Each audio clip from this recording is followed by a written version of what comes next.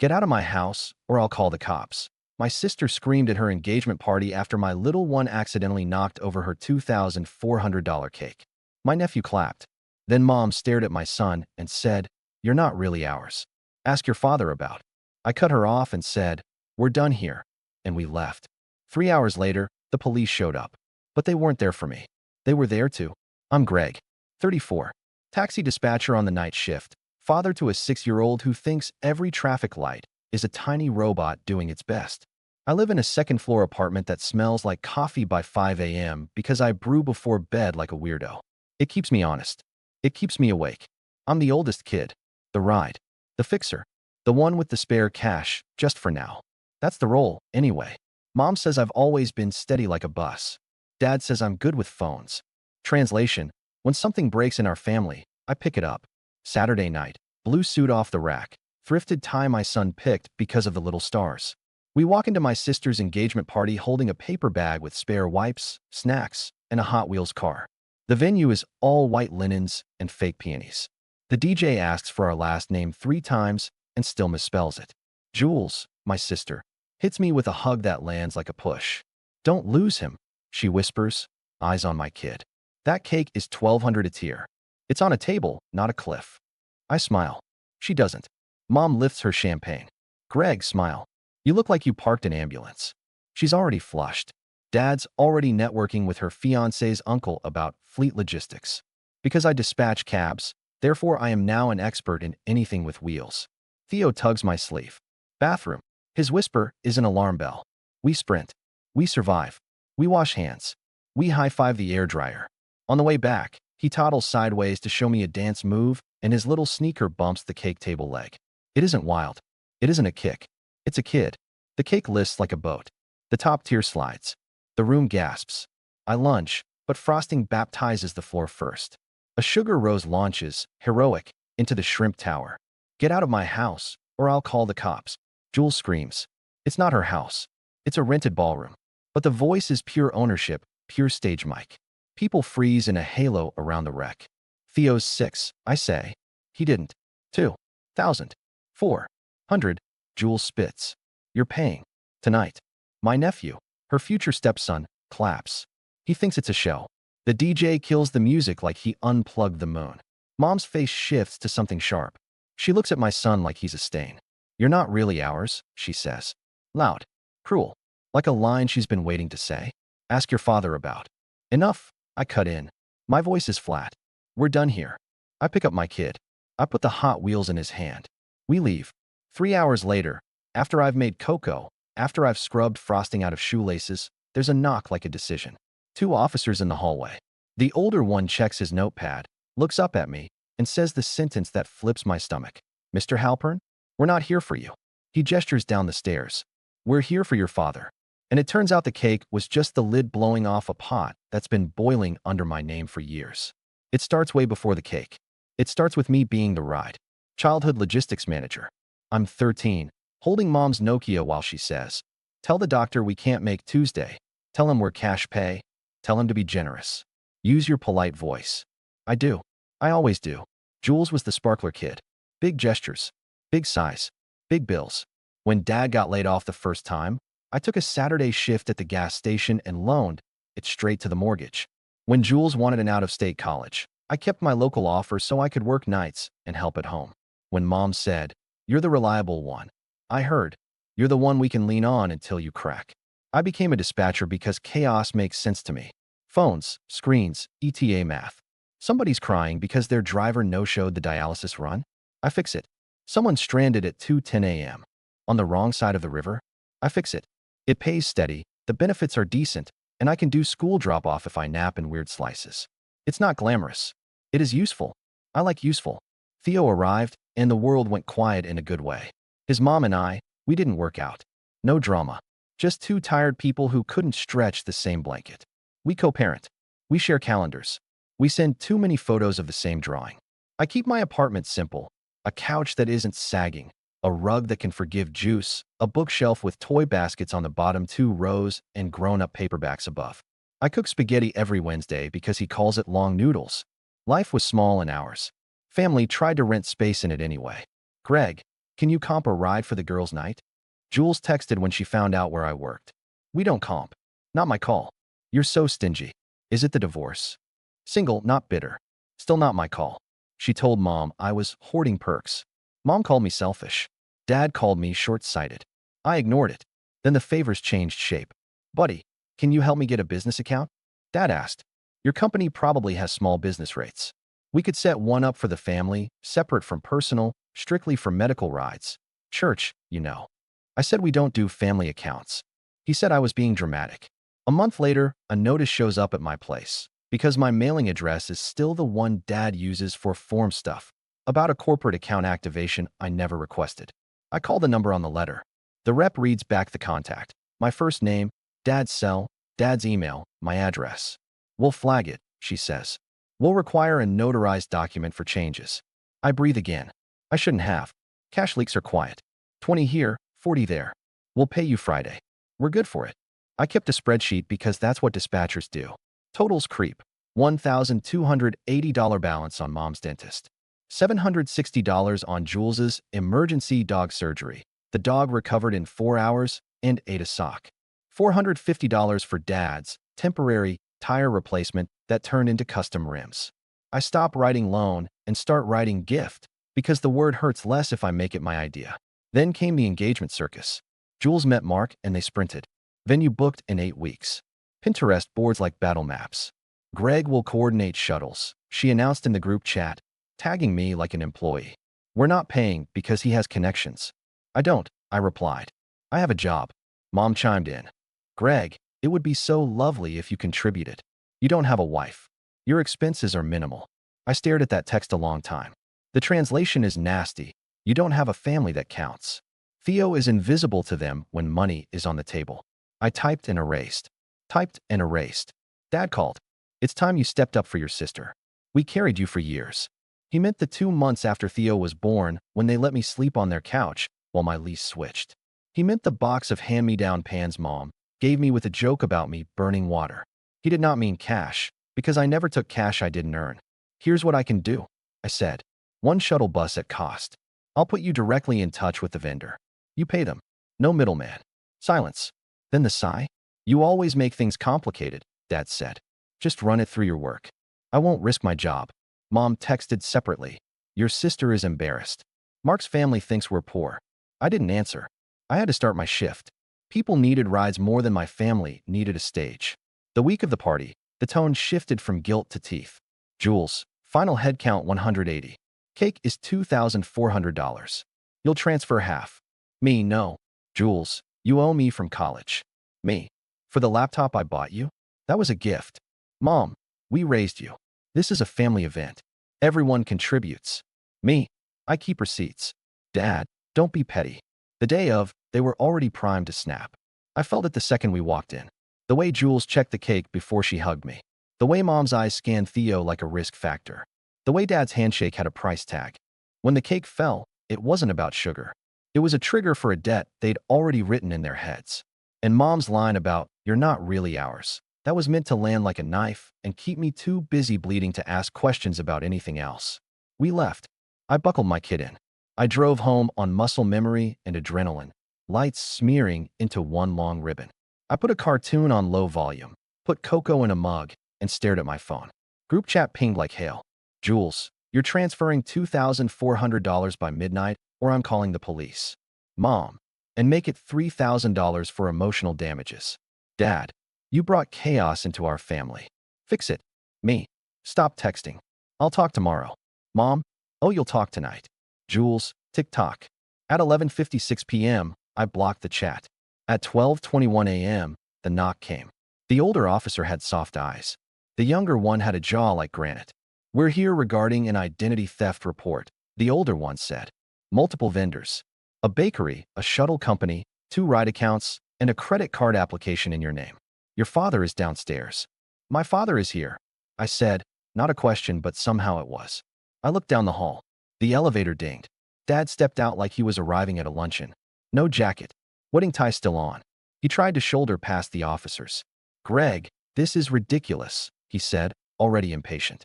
Tell them we're family. Tell them you authorized me. For what? My voice surprised me. It was calm. Dispatcher calm. The voice I use when 3 calls are screaming at once and I need the truth. For the shuttle, Dad said. For the cake payment when your card didn't go through. For the corporate account. They're making a big deal out of nothing. Your sister's upset. Your mother is. The younger officer cut in. Sir, please step back. To me. We're taking statements. The bakery owner filed a report tonight after discovering a series of chargebacks connected to an account opened in your name 3 months ago. Same address as yours. Same phone as your father's. Same email with a period moved. He showed me the printout. My name. My address. Dad's number. I could feel each puzzle piece from the last year clicking into place. The letter about the corporate account. The notice about a card I never applied for.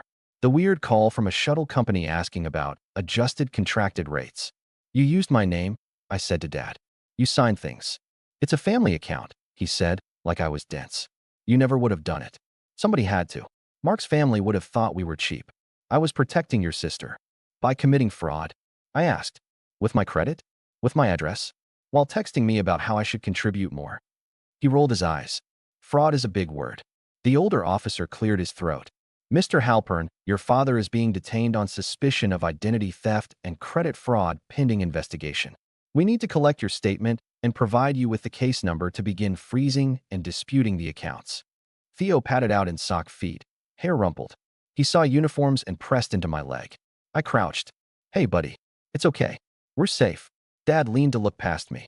Hi, champ, he said. Too loud, too cheerful, as if volume could erase anything. Grandpa just came to sort out. You're done, I said. Simple. No theater. No scream. You don't speak to him. You don't step inside my home again. Mom's call came through right then. I hit speaker because I wanted the officers to hear this part. Gregory. Her voice clipped. They said police were there. Did you call them? You're going to ruin your sister's night. You think we won't survive without you? We will. We've always. Mom, I said. Stop. Dad opened accounts in my name. The police are here because of his choices. She didn't miss a beat. You told them to dig, didn't you? You've always been vindictive. And that boy, her voice sharpened. He isn't even. I hung up. I gave the officers everything. Names, dates, screenshots, the spreadsheet, the old email from a rep who flagged something and then apparently unflagged it. The Tinder, stupid text where I offered to set up a direct vendor payment and they punished me for not handing over my login. The younger officer nodded like I'd just delivered coordinates. The older one said, You're doing the right thing, sir, and slid a card across the counter. Call this number first thing. Freeze what you can tonight. We'll escort your father out now. Do you want us to issue a trespass notice for this address? I looked at Dad. For once, he looked small. Not sorry. Small. Yes, I said. Issue it. The younger officer put a hand on Dad's elbow. Dad jerked away. You're really going to do this, he said to me. Over a cake. No, I said. Over a year. The elevator doors opened. They stepped in. The doors closed. I locked my door. I exhaled a breath I felt like I'd been holding since I was 13 with Mom's Nokia in my hand. The night split into tasks. Freeze. Dispute. Document. I texted Theo's mom, short and factual. Cops came. Dad used my name. We're safe. I'll explain in the morning. She replied in less than a minute. I'm up. If you want me to come over, I will. I told her not to wake anyway. We were okay. Theo fell asleep on the couch halfway through an episode about a cartoon firefighter. I let him. I needed him close. I opened my bank app. My heart did a double hit. There they were.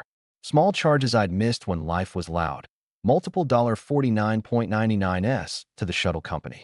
A $142 charge coded catering. $3.9.99s to an email I didn't know. Death by 1,000 paper cuts. I closed the debit card. I filed the dispute. I requested a new number. I emailed the shuttle company. Do not allow changes on any account with my name.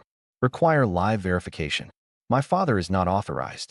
I used dispatcher language. Specific, unemotional. It felt like armor.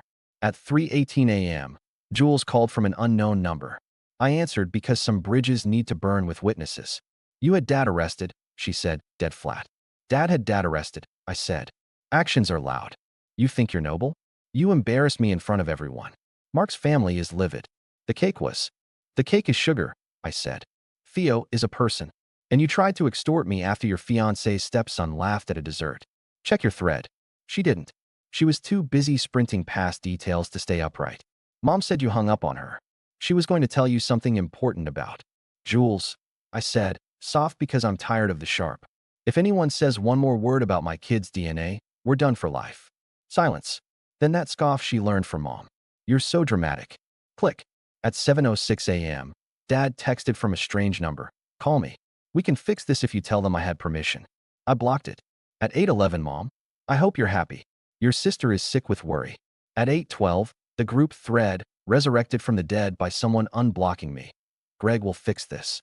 He has a job with phones. I let it sit. I waited for office hours and called the detective. He was methodical. He walked me through a fraud affidavit. He suggested a credit freeze. He gave me a link for small claims documentation because some vendors might try to come for me even with a police report if they're sloppy. He told me, this is common. People trust the wrong people with the right details. He didn't say family, but we both heard it.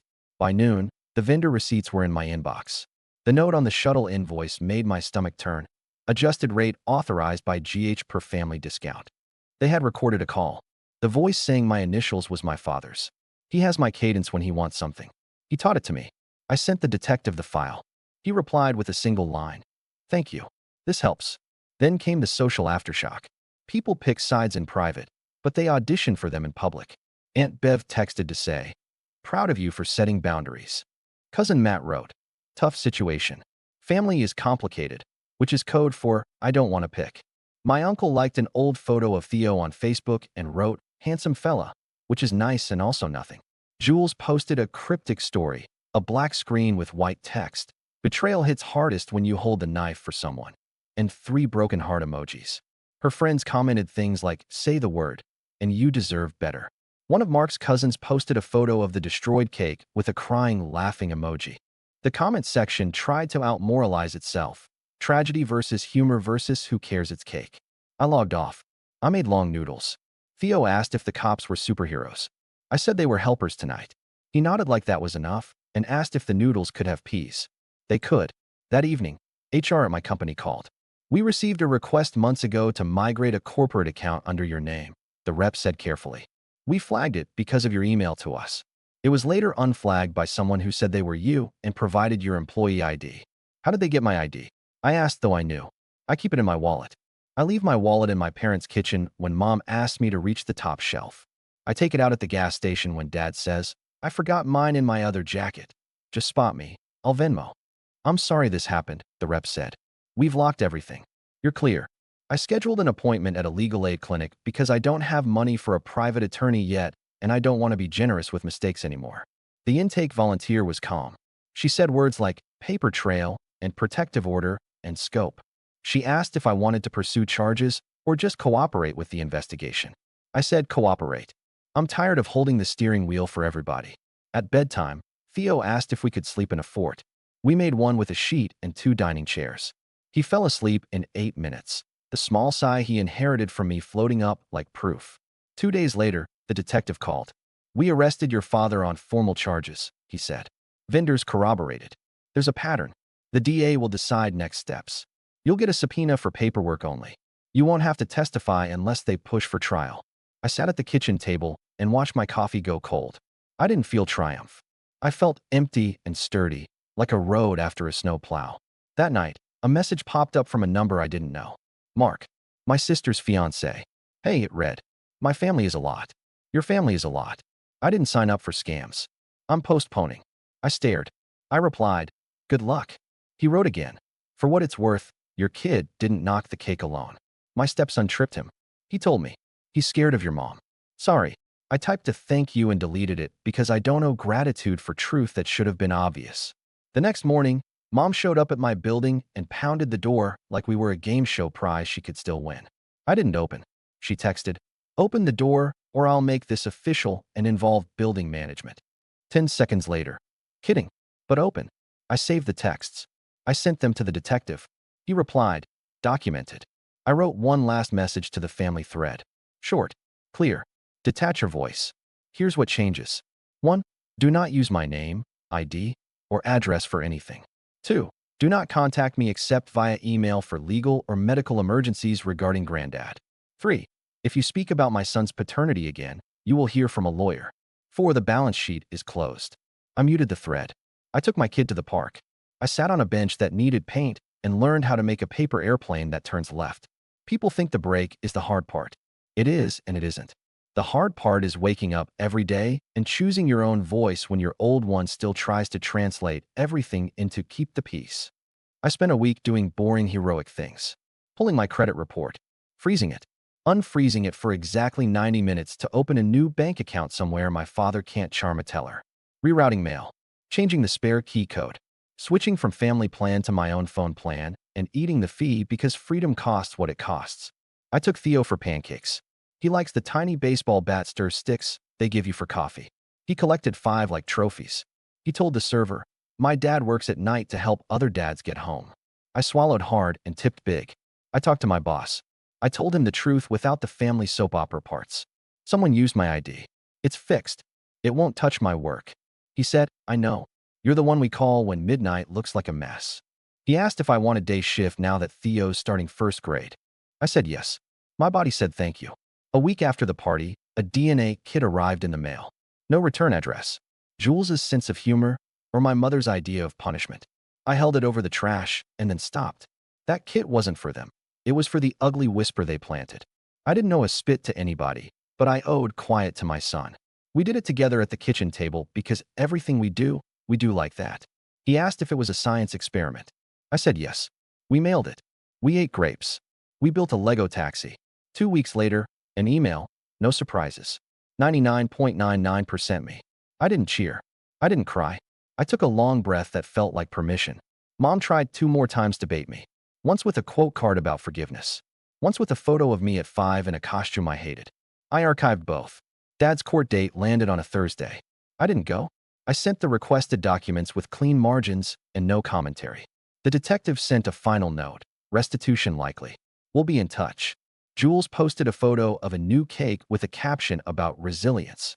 Comments flooded with queen emojis. I looked for Mark. No sign. I looked for my nephew. There he was, small, clapping again. I hope he finds a grown-up who doesn't make him clap on command. Last night, Theo and I walked past a bakery on our way home. He pressed his face to the glass. "That one's taller than me," he said, eyes wide. The baker saw and came outside with a paper bag and 2 free cookies. "For the little guy," she said. "And for the dispatcher who got my driver home in a storm last winter." I blinked. "You remember that?" "People remember feeling safe," she said. "Take the cookies."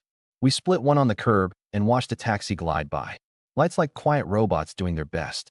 Theo leaned against me. "Are we a family?" he asked, not scared, just curious in the way kids are, testing words for shape. "We are," I said. "Always." He thought about it. "Even if Grandma is mad." "Especially then." He nodded like I told him a secret and handed me the bigger half of the cookie. We ate. It was sweet without being too much. Here's the moral my mother will never post. I am not your wallet. I am not your ride. I am not your spare name to sign when you want something. I am a dad who dispatches taxis and boundaries with the same calm voice. You can scream, "Get out of my house," in a rented ballroom all you want. I will choose the house I pay for, the child I love, the life I built. If you knock at my door again, bring honesty and a receipt.